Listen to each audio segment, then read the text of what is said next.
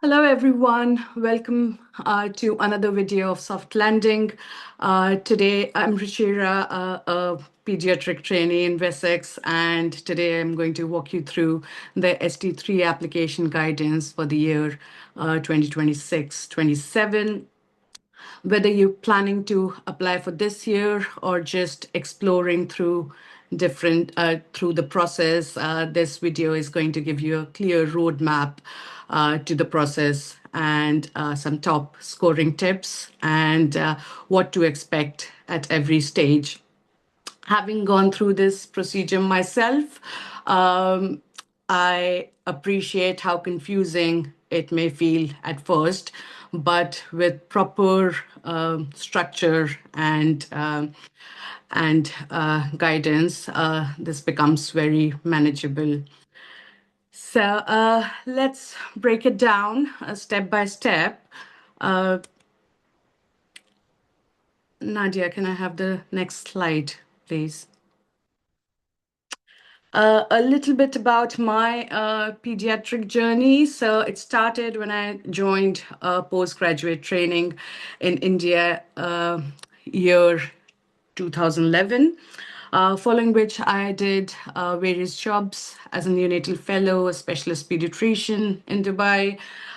Before I moved to UK in 2020, worked as a trust grade doctor in Portsmouth for a few years. And last year, I managed to get into ST3 training, initially in Wessex, and I'm back to Wessex via interdeanery transfer. Next slide, please.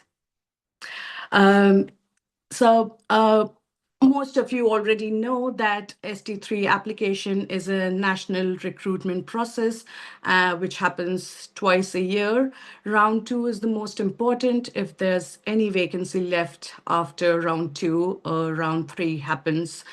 All the applications are via Oriel, so if you've not made an account already, please do it as soon as possible. I'm going to talk you through every aspect of the application, especially the written aspect. Next slide. So before you even start thinking about applying, you must make sure that you're eligible for applying to ST3. You must have all your core training capabilities on this certificate, which you can find on RCPCH website. After that, you make an Oriel application, which gets longlisted and shortlisted before you get invited for an interview. If you succeed in that interview, you get job offers according to your ranking. Next slide.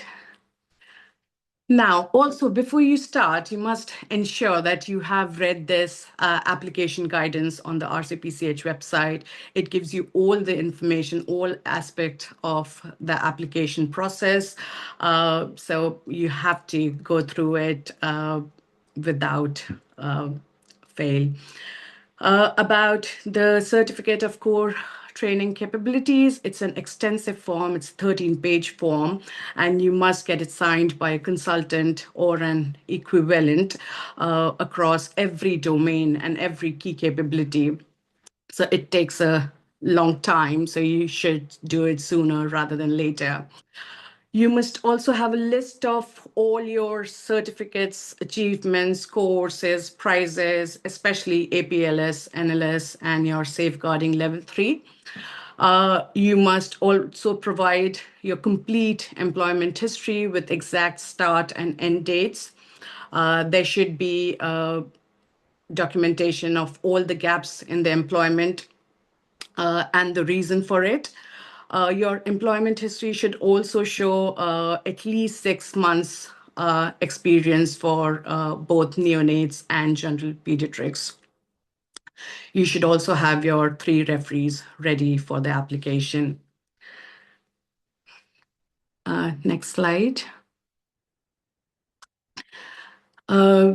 The certificate of core pediatric training capabilities can be found on the same RCPCH website.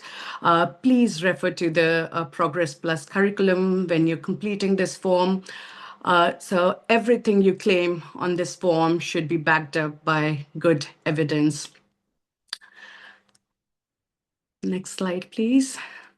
In this form, you will also find sections where you have to provide evidence for various neonatal skills like vascular access, intubation, managing complications, and resuscitation. And next slide, please.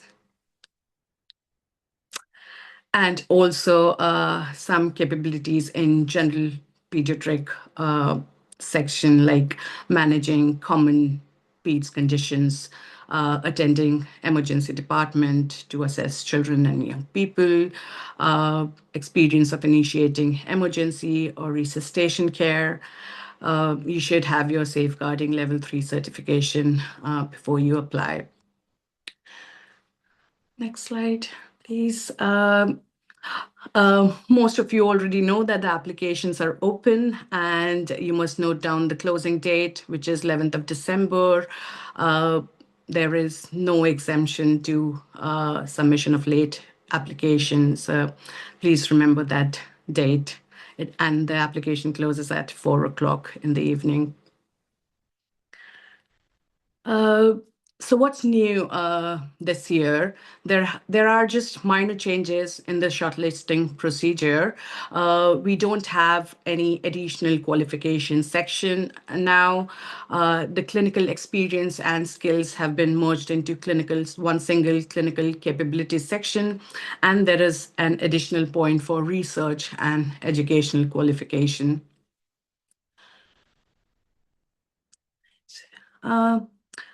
All right, now let's start with the scoring framework.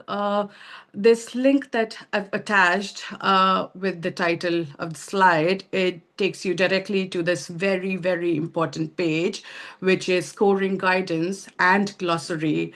So you must read it thoroughly, even memorize, and keep it in front of you while you're writing your application. There are 5 sections that you will be judged on. First is clinical capabilities. Then you have to mention 5 clinical capabilities in this section. Then a good quality audit or a QIP, a leadership scenario, your best 2 research or academic achievements, and 2 teaching scenarios. Next slide, please. All right, let's start with each section in details. The first one is clinical capabilities, in which you have to describe 5 of your capabilities and then demonstrate how the skill helps you to work at ST3 level in this country. The highest score, which one must aim for. So let's see, the highest score is 8 in this section, and it says 5 clear and distinctly different examples relevant to working at ST3 level. Now, there are several examples that you can use in this scenario, such as, can I have the next slide, please? Any sort of acute general pediatric assessment, any sort of neonatal resuscitation that you've been part of, any safeguarding experience, any situation where you've used your teamwork or organizational skills within a clinical scenario. You can only use up to 2 of your procedural skills in this section. It would be also nice to have a section where you can show your that you've dealt with difficult communication or challenging situations in clinical context. Now, all of these capabilities, please try to make it more unique and specific. The more specific you are, the more score you're going to get. For example, instead of using generic statements like I can do examination in pediatrics, please be more specific, like I performed structured ABCD assessment in an acute setting. Uh, but the most important thing is in my application, I would always reserve the last line for my learning and reflection. So, which is, I think, yeah, it is of utmost importance. For example, you can say that with your clinical experience, combining it with the guideline use and research council standards, you delivered standardized high-level care for common pediatric emergencies and passed on these skills to your juniors. So this basically, this the way you describe this is most important. Your examples look so much, they drastically change when you're using this kind of structure. And so, yeah, your reflection, it should be structured in a proper way where you can show that you've, achieved the skills. You've not only achieved the skills, but you're also like passing it on to more junior staff, and you're training other people via maybe simulations or departmental teaching or just bedside teaching. I'm going to stop this video now. We're going to discuss the rest of the sections in the next video. Thank you for listening.